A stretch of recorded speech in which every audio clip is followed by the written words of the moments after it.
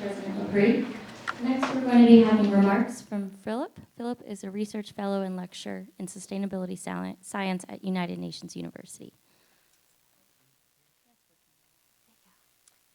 Thank you so much, Brittany and Brian, Ms. President, Mr. Mayor, all of you for your warm welcome to Salisbury and the Eastern Shore. So as introduced, I'm Philip Vodder. A lot of you know me, some of you might not. I am a researcher that's been working with UNU and the RCE network for about 8 years now. So it's a privilege to be back in the Americas. This was my first mission back in 2015 in Grand Rapids, Michigan. And we've come a long way since then. So I'd also like to announce my colleague, Dr. Shengru Li, is also joining us from Tokyo. So hopefully I can introduce you to Shengru as the day goes on. So this is our annual update. So things that we've been doing within the network, things that the Secretariat has found out. And of course, this isn't a comprehensive list. We know how much work everyone's doing and doesn't trickle into a report, but we wanted to highlight some things. So first, I'm going to talk a little bit about updates, what's been happening since we all met online last year, what our planned activities have been and will be as 2022 finishes up, and again, referring back to the roadmap for ESD for 2030, which we're in the current decade of with UNESCO. All right, so for newcomers, what is an RCE? And there are a lot of answers to this. But really, we look at an RCE as a mechanism to translate global sustainability goals into local action using education as an enabling mechanism. RCEs are explicitly multi-stakeholder. They're not only multi-stakeholder with formal education institutions like universities, primary schools, secondary schools, and research centers, but they are actually, one of the most critical component is linking these formal ed to non-formal ed. Local governments that do public awareness campaigns and public access, science museums, botanical gardens, national parks, including local businesses and local NGOs that do capacity building for their workforces, and community leaders and the media. So essentially, they're living laboratories. They facilitate a transformative education, so we're not just memorizing, we're actually putting what we're memorizing into action, what we're learning. And they're interdisciplinary. Sustainability is across all 17 of the Sustainable Development Goals, and they're a component of each and every RCE. So not only do we have the SDGs as a guidance, and all that that entails, but ESD for 2030 is continuing 5 priority action areas, and I apologize the yellow isn't showing up very good on the screen, that are linking to ESD and sustainable development. So one is policy. The second is transforming learning environments. The third is building the capacity of educators. The fourth is empowering youth. And the fifth is engaging with the community as a whole, keeping in mind schools can't solve it all alone. So RCEs have been part of this all the way back in 2005 when we started out with 7 RCEs. The UN decade ran through 2014. By the end of it, we had 135. And the network has continued to grow, both through the Global Action Program, which ran for 5 years after the decade, and now into ESD for 2030, which is another decade program. So we're currently at 186. Apologies, the formatting isn't coming out on this very clearly, but we do have 6 new RCEs to announce. So warm welcomes to RCE Gwangyang in the Republic of Korea, RCE Suzhou in China, RCE Zurich in Switzerland, RCE Detroit Windsor along the Canada-USA border, and RCE Hawaii. And as you can see in regions, the Americas, you make up one of the smaller percentages of the global RCEs, but you are definitely one of the highest contributing members of the network. So a little bit about what RCEs have been up to. So globally, when we look at the entire network, we see 3 themes that are really predominant. One of these is sustainable consumption and production. A lot of these are environmental ed programs that have been updated and tailored to look at more of sustainable consumption through an SDG lens. The second is terrestrial biodiversity, especially focused on forests, but also wetlands, mangrove ecosystems, and teaching people how to conserve other types of wetlands. However, the biggest SDG that most ESD projects in the network is working on is Goal 13, which is climate action. Now keep in mind, this is global. So everyone around the world from the 60+ countries that have RCEs. As the Americas, you're a little bit of an outlier. So while you do work on climate change and biodiversity, your biggest focus in this region is on sustainable cities and communities. And I think that's one of the really interesting things that sets the Americas apart from the other 3 continental regions. You do work on sustainable consumption a lot as well in your education programs, but another outlier is you're very focused on health and well-being. And again, these are trends that we don't see in other regions of the RCEs. So during the Global Action Program, which ran from 2015 to 2019, we had a lot of the globe engaging with Priority Action Area 5, which was community engagement, and we see that in the Americas too. That's what we like to see with RCEs. There's a real concerted effort to go beyond classrooms and engage adult learners, engage non-formal education, take curriculum and make it part of the community as a whole. And also some topics that RCEs in the Americas have been working on. So a lot of you work very hard on curriculum development. We know how difficult it is, especially when you don't have a really clear cut curriculum for the SDGs. Another really interesting thing about the Americas and Asia is you're also working closely with indigenous communities on traditional knowledge. A lot of you are incorporating indigenous knowledge into curriculum and pedagogy, but also experiential learning and really trying to work with indigenous groups. And we see that throughout all of the Americas. The one thing I find also interesting about the Americas is while sustainable cities and communities is one of your biggest goals, city governments as a whole aren't a big part of ESD action in the Americas. So we have a lot of work with higher education, NGOs, and other actors. But as globally, the Americas, even though we see city governments partnering, we don't see them spearheading as many public relations as we do in other regions. So some really interesting trends, and RCEs are working on all of these contexts.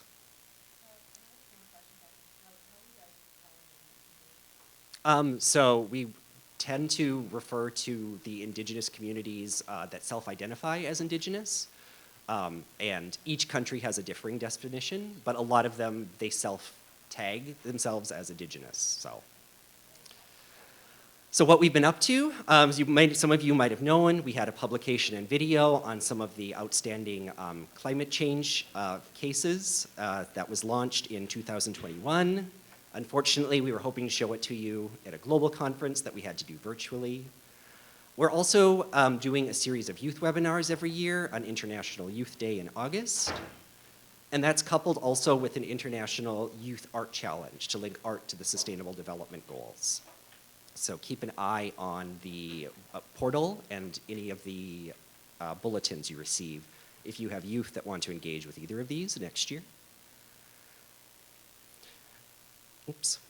We've also been engaging a lot with biodiversity and education projects. So this last spring, 2022, we launched a Communities for Biodiversity Conservation publication, and we also were able to have an online sustainability conference about this that was hosted in Johannesburg, South Africa.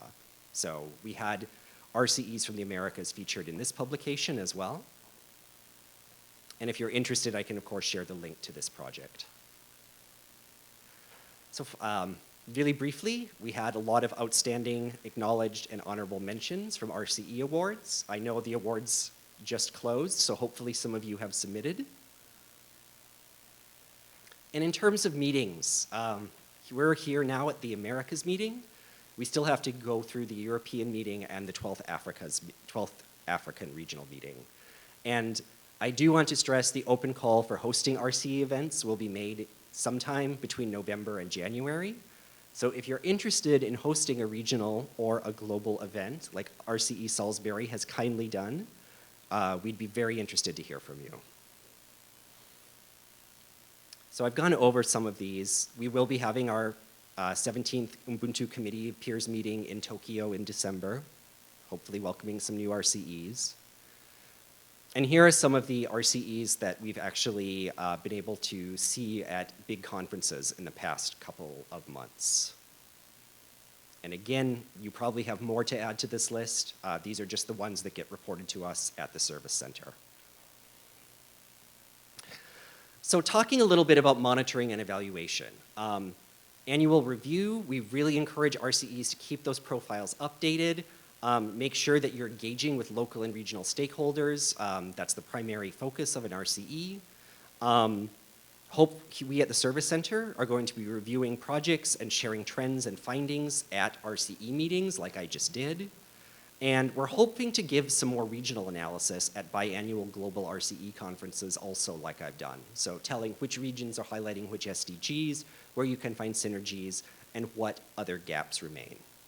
And we'll be conducting a midterm review of ESD projects from the RCE network sometime between 2025 and 2026.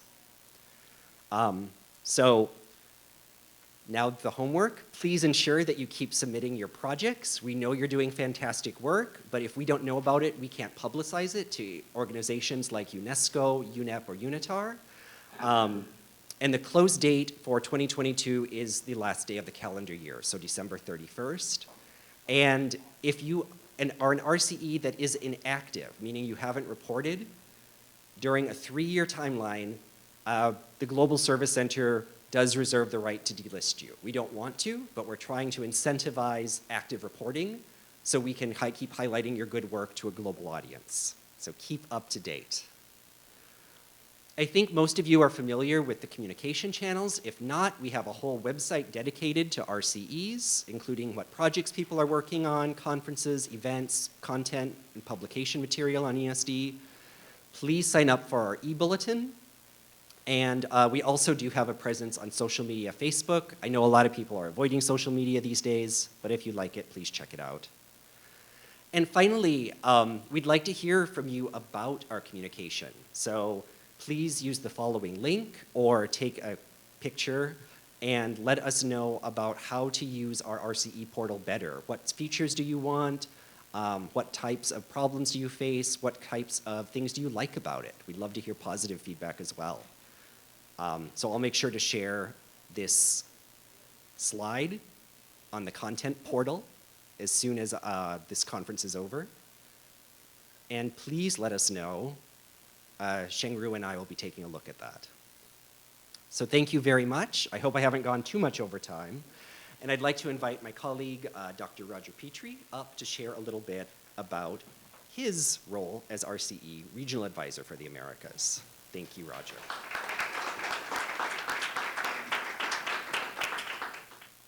All right, well, thank you so much for inviting me to be here with you today. I'm a philosophy professor at Luther College at the University of Regina in Saskatchewan, Canada, and the UN University Regional Advisor for the Americas. Each of the continental regions has an advisor, and it's kind of fun to be in an advisor role. I always wonder, well, what exactly should I be saying? But before I say anything, I did want to say a few words of thanks. I certainly want to thank the Ministry of Environment in Japan for all of their kind and extensive support for the UN University and the RCE network. I also want to bring greetings from Dr. Chuck Hopkins, who was the former person in this role. He would very much have liked to have been with you today, but he, I believe, is in Europe right now, so he couldn't be with us. I also wanted to welcome our 2 new RCEs in the Americas. To have RCE Hawaii, that's always very exciting, and Detroit Windsor to actually have a cross-border RCE. Isn't that doing some amazing things to pioneer new regions within our network? I think Philip has given an excellent overview of kind of where things are at, And so what I'd like to do today is actually do some, I guess, advising. I don't know if that's exactly what I should do, but I think as RCEs, we're all becoming advisors. So you are playing a prominent role in your regions and will be playing an increasingly advisorial role. So I want to mention that. So we've heard a lot of talk this morning about projects, and Philip has talked about the value of the RCE portal, the global portal, in terms of projects. And we often talk about, okay, well, how do we scale up our projects so that they have regional impact and global impact? And that's kind of what I want to focus on today. And the concept I want to focus on is a whole of region approach. All right, you may have heard that notion, a whole of institution approach and so on. And I want to kind of drill down as to what we could be doing to try and really embrace what RCEs are supposed to be doing, which includes, of course, project development, but also transformation as a region. And so for those of you who maybe aren't familiar with whole of institution approaches, we've talked about whole of school approaches, whole of university approaches. And in that case, oftentimes you'll have somebody who's very excited or keen within a university setting or within a school setting.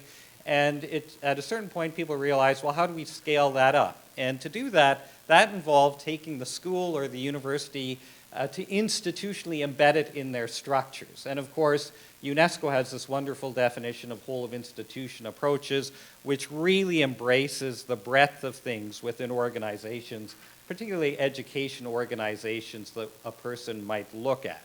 And so what I want to do then is, and maybe this is the philosopher in me, I want to reason by analogy, all right? And what I want to do is think about, okay, well, how do we talk about each of the, a whole of region approach? Because in a way, it's quite different from an organization, right? Here we are as RCs pioneering regions that institutionally maybe have never existed before. And yet what I'm thinking about is seeing each organization like that teacher who's excited about sustainable development, or like that student within in a university setting, and saying, okay, well, how do we talk about organizations as a systems approach? I really like that notion this morning, and bring that up to that next level. And so what I'm interested in thinking about is saying, well, our regions already have social capital. They already have linkages. They have linkages in terms of governmental regulators. They've got union associations, industry associations, umbrella organizations for NGOs. And so we do have a lot of social capacity there. And of course, RCEs also recognize there are a lot of gaps as well. But the question is, how can we embed the Sustainable Development Goals into those existing institutional and organizational pan-regional structures, and how can we also do that at an Americas level? So the goal, it seems to me, of a whole of region approach is that what we're trying to do is shift from having to try and push our projects to a regional level to having a pull by the region to bring those sustainable development projects to a higher scale. And I think the world is ready, right? The world is ready now for this type of space. The other thing, of course, is figuring out all these regional unknowns that we currently have to do sustainable development well at that type of scale. The other thing, of course, is we realize we need everybody. We need a whole range of organizations, and we need to form that new type of social capital. But the key thing is, RCEs, we're unique catalysts for doing this. In fact, we are, in many ways, have designed ourselves to do this, all right? So what I want to think about is how to do this whole of region approach. What's the appeal? And as a philosopher, I'm always interested in principles. What are some of the core ideas? And as scholars, we're interested in discovery and curiosity, satisfying that curiosity. And there are a few goals that I think, of course, are there. Education, I think, goes well when it's motivated by curiosity. But, of course, nature. Nature is probably the greatest teacher. We've all heard that expression. And in many ways are sustaining our natural systems, and very much is a way of sustaining our ability to discover what we need to learn into the future. And so I guess one of the key things we need to think about are those regional networks of scholars, whether it's school boards, whether it's university associations, within our region, and sometimes transcending that, but even other groups we might not think of, like linking up with service clubs, linking up with the Rotarians, with the Lions clubs, who also bring in speakers who are educational organizations in their own right. Another thing I think I want to talk about today is the notion of regional belonging, because again, until people have a sense that there is a region that we are all a part of, how are we going to get to this notion of a regional identity? And so there are 3 goals that I put up here on the board. Some of them, of course, we noted, Philip noticed actually, the importance of sustainable communities and health and well-being, but those are holistic goals. Those are the ones that are saying we are a community. And of course, the other one I put up there, which might seem very strange, is water. But water really is that unifying feature. Water is that sacred element. And if you look at any cultural group, indigenous groups, faith communities, water will always be seen as a key element. And so when we think about how we can bring ourselves together as a culture of a community, one of the key things we can do is express gratitude. All right, so thank you all for being here today. But the notion of gratitude is a way of recognizing that you are part of something larger, all right, that you're part of a larger community. And as RCEs, how do we structurally embed gratefulness within what we're doing? Another thing, of course, that builds culture is storytelling. And that's what I love about the RCE portal, the global portal. Here we are all sharing our stories, but for us to share our regional stories back to our own region and then say we're part of that global community with these wonderful stories, but package them as stories, all right? And I think that's something we can think about. The other thing, of course, is there are a lot of stories going on that aren't all that helpful in our regions. There's a lot of adversarial kind of positions and so on, and the only way you get past that is by telling a better story. And only you can tell that better story to your region, all right? Because you know your ecosystems, you know your livelihoods, you know the cultural patterns, and so that is going to be critical. Another thing, of course, is a notion of regional justice. And I think the theme for this conference, I think, has probably been the one that has focused directly on that concept of justice. And what I'm interested in here is thinking about and caring for our regulators, our justice officials, people who are trying to set standards within our regions. And part of what an RCE can do is work with and be alongside those regulators, especially when they're convening groups that are often conflict-ridden, where we're trying to move to long-term sustainability objectives that require people taking, often stands that are difficult. On the other hand, another thing that I've discovered in our own RCE in Saskatchewan is that there are often regional controversies, and that's when an RCE should be at the table. That's when you should be showing up. That's the educational opportunity. It's in the media. Why wouldn't the RCE be present in order to speak to whatever the controversy is, often around different types of development? The other thing I want to just talk about is the way we think about laws. All right, we often think about laws instrumentally, but in many ways, the idea of just laws for sustainable development within one's community has intrinsic worth, right? That is something that shines, right? When you have a good set of laws, not only do they provide that foundation for all of your businesses and other organizations to work towards something further, so they're certainly a key for innovation, but recognizing that they have intrinsic worth when they are just laws is something that we can put forward. And look at the goals I've put up there as well, because I think all of those goals have key components of justice in them. Even the notion of economic justice, affordable and clean energy, the idea that everybody has a basic right to affordable energy that isn't harming other people on the planet. And then the last one I want to look at today is the idea of regional value, because oftentimes a key goal for administrators, the governments, is the notion of people's livelihoods, primarily through work, but we can do it through other ways as well. And one of the challenges, of course, for modern day investment, and I know there's a lot of finance people here in the back of the room, all right? So one of the challenges, of course, we're living in an increasingly uncertain world where it is very difficult to predict and measure risk. And in that type of an environment where you can't calculate risk, it's very difficult to make investments. On the other hand, another set of unknowns is we're trying to customize our livelihoods and systems to our local ecosystems and our local regional cultures. and the concerns of our local communities? Well, again, there's a whole set of unknowns. So what we need to do as RCEs is bring that forward, allow the community practitioners who are doing good sustainable development work to pioneer new livelihood patterns, which in turn pioneer new business patterns, which can then be scaled up. Let the community figure out what the uncertainty is, let them discover and create the parameters in which you can make good risk calculations to make investments. And so in many ways, what we can do as RCEs is encourage that local discovery that allows people to then make strategic investments in their own livelihoods or businesses within their own business strategies to do that well. The other thing I think that is going to be increasingly important, we're living in a world where most organizations are quite stretched financially. Any organization with debt is now facing increasing interest rates. We've got inflation in terms of the prices of the products, but also the things you might build a livelihood out of in terms of your work and business structures. And so, and then of course we've got insurers are finding it increasingly difficult to insure things in this type of an environment. So one of the things that I think is going to happen is that communities are going to do a lot more sharing of resources in terms of equipment, in terms of production. And so what I'm talking about here is participatory production and consumption.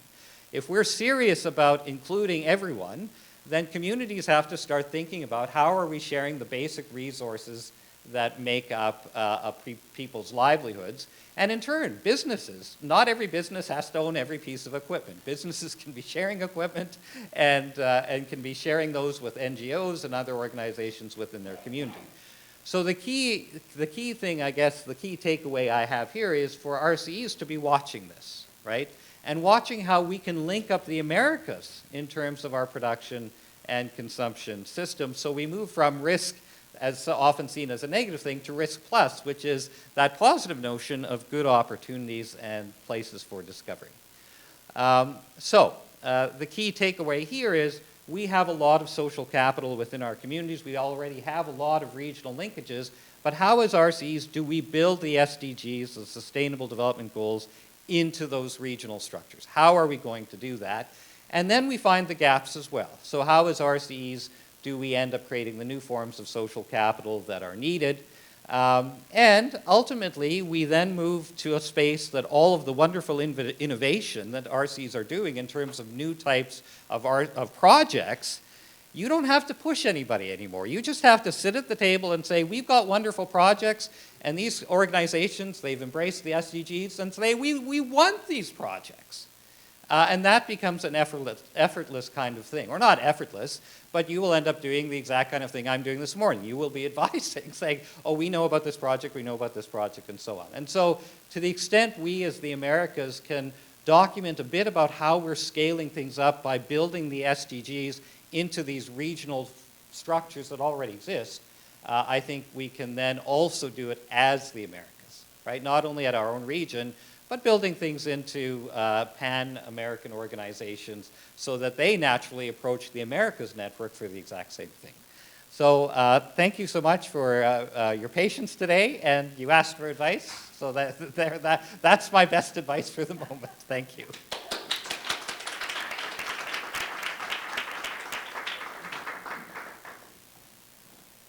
Thanks so much, Roger. And now I would like to invite Mr. Midori, Section Chief for the Ministry Secretariat, Office of Environmental Education from the Ministry of Environment, Japan. Mr. Midori, the floor is yours.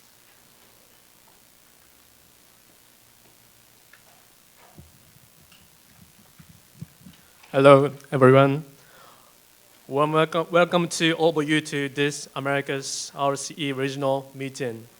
I will deliver the opening remark. My name is Keisuke Midori. On behalf of Mr. Reo Kawamura, he is Director of Office of Environmental Education, Ministry of the Environment, Japan. It is my great honor to give a message for the Americas RCE regional meeting today. As you all know, the RCE is a flagship program on ESD, which conducted by UNUIAS. Government of Japan is the main donor of this program. On behalf of the funding supporter, I'd like to take this opportunity to touch upon three things. First and foremost, I'd like to thank all the America's RCE members for your continuous efforts to make RCE successful to promote ESD. Under the theme, now more than ever, the RCE network as a peace leader. This regional meeting will focus on the role of education for a sustainable future in each region and will be an excellent opportunity to share practices from each region. I'd like to express our gratitude once again for your contribution in organizing this meeting. Secondly, I also like to express my gratitude to UNU IAS, especially the director, Dr. Yume Yamaguchi, the program head, Dr. Takemoto, and the head of innovation and education program, Dr. Jong-Wee Park, and her team for their engagement with this flagship program of ESD project during almost 2 decades. Since 2002, UNU IAS and Ministry of Environment Japan have been working together on several ESD projects, including this flagship program. And the number of organizations and regions certified as RCE has reached 186, and it's still expanding year by year. Lastly, I'd like to emphasize the importance of ESD in relation to the SDGs. The SDGs Goal 17 is partnerships for the goals, and in ESD for 2030, 2 out of 5 priority areas are empowering and mobilizing youth and accelerating local level actions. In those international initiatives on ESD, importance of youth empowerment, participation, and partnership with youth are repeatedly mentioned. We believe that youth is not only to be empowered by the societies, but also young generation has their own power to empower the community, society, and the world. To make this happen, RCE's role in promoting ESD as a peace leader is now more important than ever. In fact, at the 2022 JEEP APRC International Workshop, the event to promote ESD and environment education in the Asia-Pacific region, the RCE Okayama, Japan Okayama youth took the stage and gave a presentation on practical example of environmental lessons for local elementary school students conducted by university students. In this way, youth are being nurtured through the efforts of RCE and are speaking out for solutions to various environmental issues. Decarbonization is one of the most challenging goals. Our world is moving toward the realization of that. In order to do that, it is necessary to promote both local initiatives and individual efforts, taking into consideration and the international goals, and education and training for fostering local leaders who can contribute to solving problems in their community areas are indispensable. Thus, importance of human resource development and ESD cannot be emphasized too much.